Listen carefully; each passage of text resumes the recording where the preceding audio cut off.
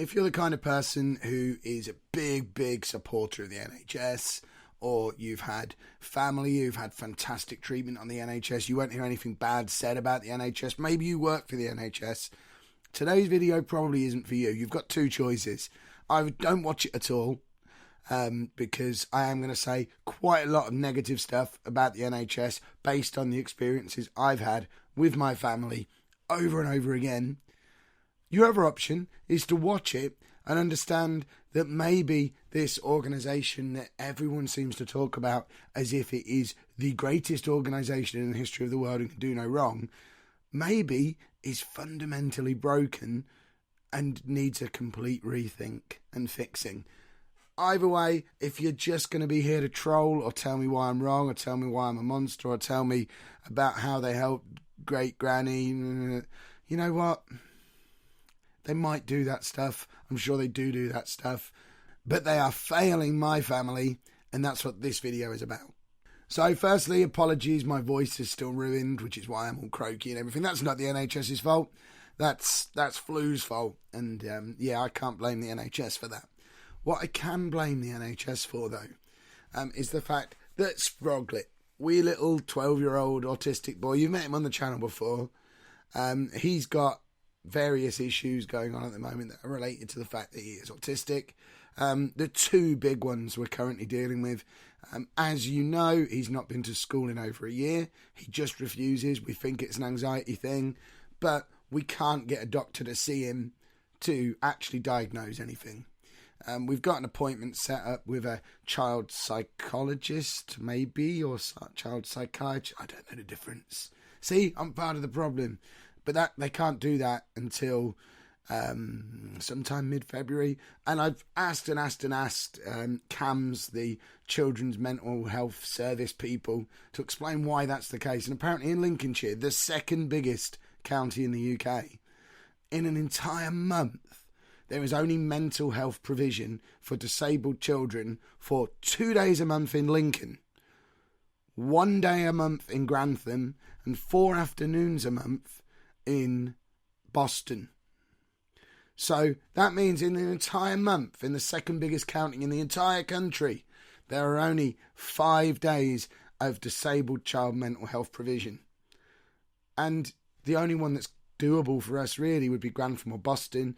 Because of postcode lottery, we can't have Grantham despite being a little bit nearer and somewhere he's comfortable with going to, so we have to go to Boston. And the guy in Boston is only there Wednesday afternoons.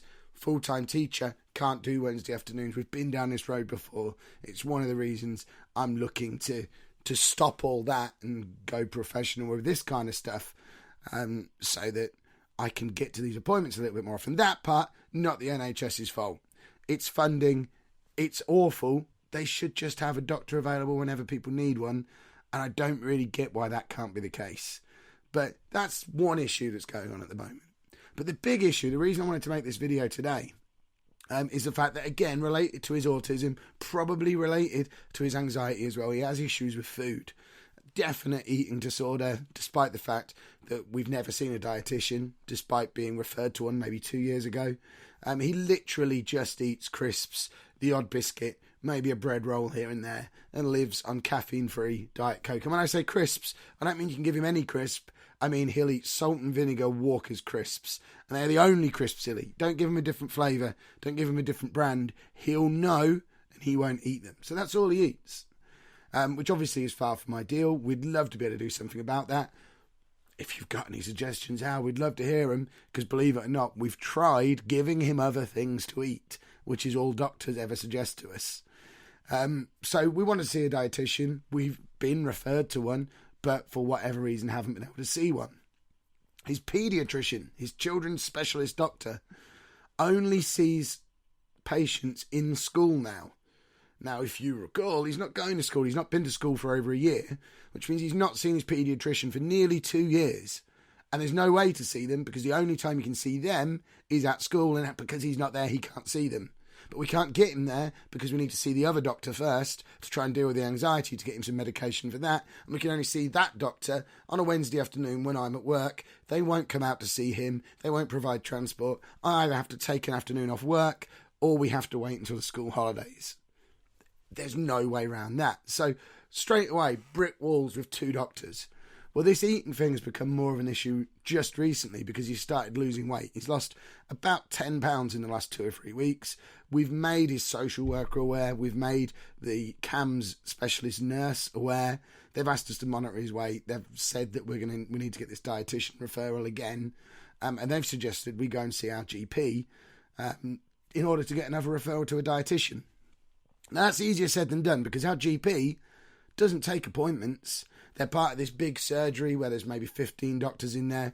Anna tried to ring up for an appointment today. They didn't say, no, I'm sorry, we've got none today. They didn't say, the earliest we can book is whenever. She said, can I have an appointment at some point in the next week for after school for my disabled child? And the response was, no. No alternative offered, just no, you can't have an appointment. There aren't any that meet your requirements.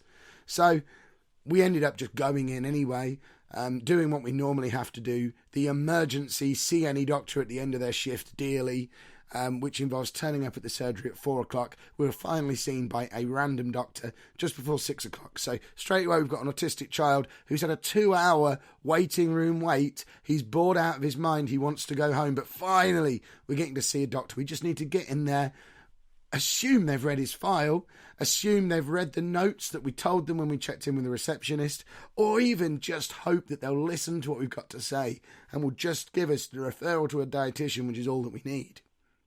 But that's not what happened. What happened is this doctor insisted on using his stethoscope to try and listen to his chest. And when I nearly said his name. We don't say his name on here. And when he refused, the doctor just, instead of talking to us or asking if there was anything else we could do, just sat back in his chair, wheeled back like this, looked straight at me and said, well, obviously I can't look at him. And then just sat there like that, as if he was waiting for us to get up and leave. And I just went mental at him. Well, no, he's autistic. We've waited for 2 hours. All we need from you is this referral. We don't need you to look at him. We've got a CAMS specialist nurse who says he just needs a referral to a dietitian. We've got a social worker who says he just needs a referral to a dietitian. We've got a paediatrician who won't see him. And we've got a mental health doctor who won't see him yet. You're the only doctor who's available. You were a pain in the backside to get in front of, and now you're refusing to give us the one thing that we need to help this poor kid who's losing weight and bleeding from his rear end. You know, not like constant blood need to rush him to A&E, but there's spots of blood that we're noticing on bedding and on toilet seats. We just need a referral to a dietitian. And after I gave him that rant, he just sat back in his chair again. Well, if I can't look at him, there's nothing I can do. And that's basically how it's been left. After Anna started crying and I carried on shouting, we eventually got to, I'll try and make a referral. But we know he's not going to. He's already forgotten that we exist, and it's just disgusting. It really is. We've got a kid, 12 years old, autistic, learning difficulties. He's ill. He's got major anxiety. He's refused to go to school for over a year. He refuses to eat anything close to a healthy diet. And that diet is making him ill, and no one will see him to help him with that. And you're telling me that the NHS is a system that works. It just isn't. Something needs to be done about it. Someone needs to get a hold of this somewhere and just see our kid and help him get better. But apparently, that's not how it works around these parts. But yay for the NHS, isn't it great? I think I'm done ranting. My voice has given up on me anyway. I could give you another 2 or 3 barrels if you need them, but I think you get the idea. I'm not particularly impressed with this. It's yet another reason why I feel the need to give up my profession, to give up my job, so that I can dedicate my time to fighting nonsense like this and actually getting the poor kid a fair crack of the whip.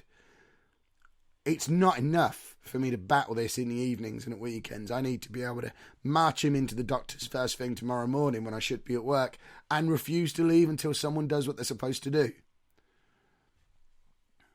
And I warn you, NHS, that's exactly the sort of thing I will be doing if this doesn't get sorted soon. Please use the comments box below to let me know if you've ever had a similar experience with the NHS. I'd love to hear if this is an epidemic or if it's just an isolated incident. It's certainly not even close to the first time we've come across something like this. If you follow me on Twitter at Lelujo, you'll see probably every 4 to 6 weeks I explode and have a rant about the NHS. It sounds a lot like this one. It happens to us all the time. We hit these brick walls every way we turn. So please let me know down in the comments if you've experienced similar things, and more importantly, how you got around them, how you got over them, how you fixed the problem.